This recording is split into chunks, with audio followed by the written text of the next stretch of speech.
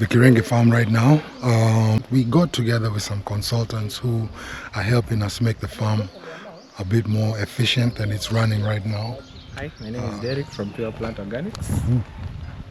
Hi everyone, my name is Dennis Muridi from Plant Organics. So tell us what we do. We convert organic waste into organic biochar-based soil amenders, and our business is all about improving our soil health. And what matters to us is improving the soil health so that we can grow our agriculture ecosystem and our rich agriculture culture in growing our foods organically. Our product is called biochar. Biochar is a product that we get from carbonizing organic waste or organic biomass, which is very good in terms of soil health and also sequestering carbon from the atmosphere.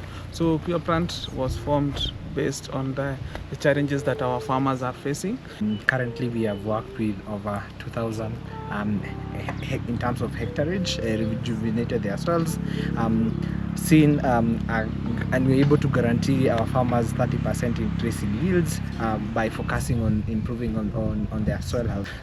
Last year we closed the year with sequestering about 1.5 kilotons of carbon, which again it's a big win for our planet, as we are trying to make our world greener, make our world better, make our world cooler. For the challenges, so I would say one of the challenges that we are really facing is that farmers are not, a good number of farmers are not really into changing the ways that or adapting new ways of improving the soil health. One is understanding their soil nutrition.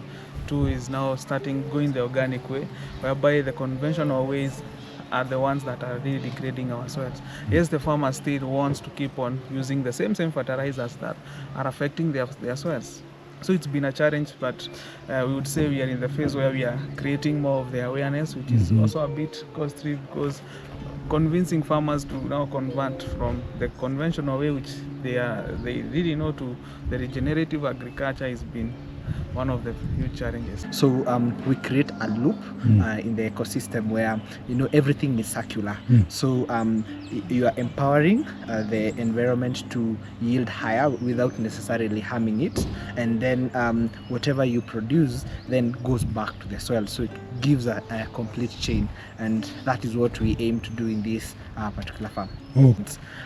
It's quite ahead, more than most of the coffee farms that we have worked with, and we feel that this sets a very good ground in terms of how we are going now to translate it to be a completely eco coffee farm. Yeah.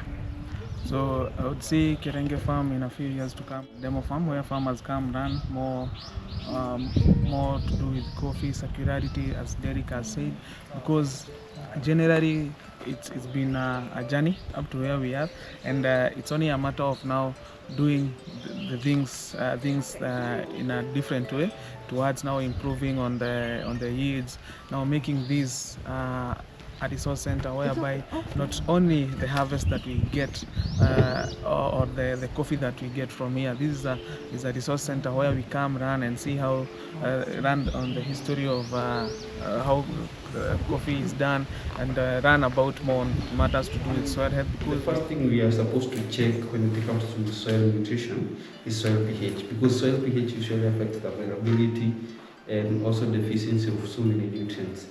For example, when the soil pH is low, it affects the availability of nutrients like calcium. Calcium is usually affected by the soil pH. Actually, it's the one that determines if the soil pH is low or high.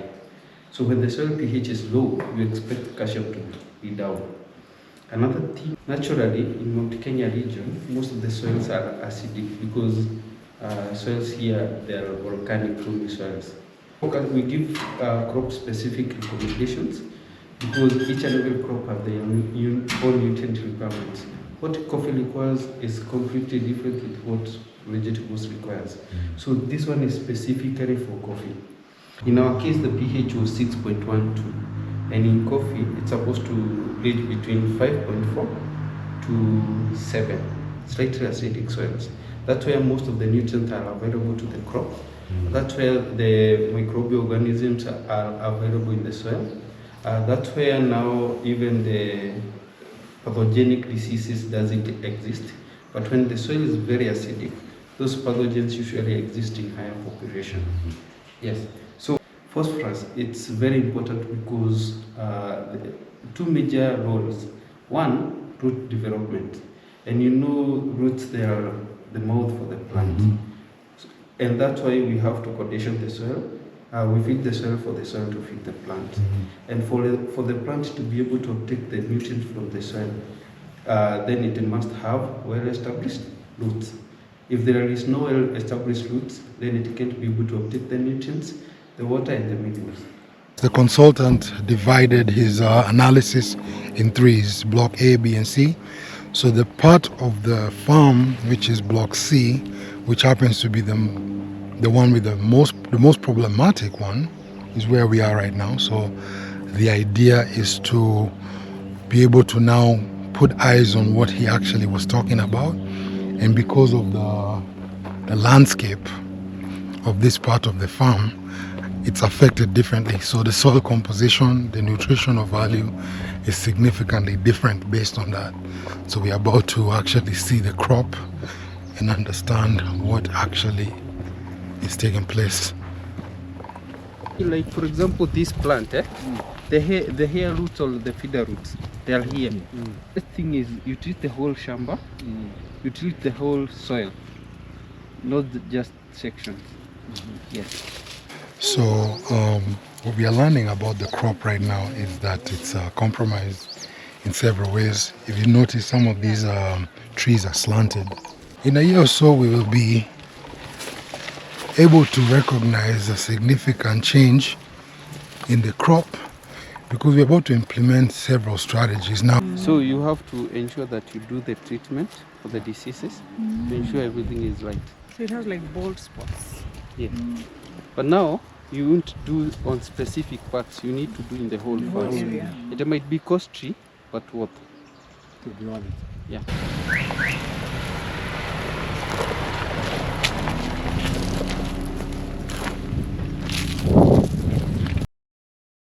Compost, or during the decomposition, they should be covered or under shade because we lose a lot of nutrients here. We also weaken the organic matter, and also even the microbial activities, which are very important for decomposition.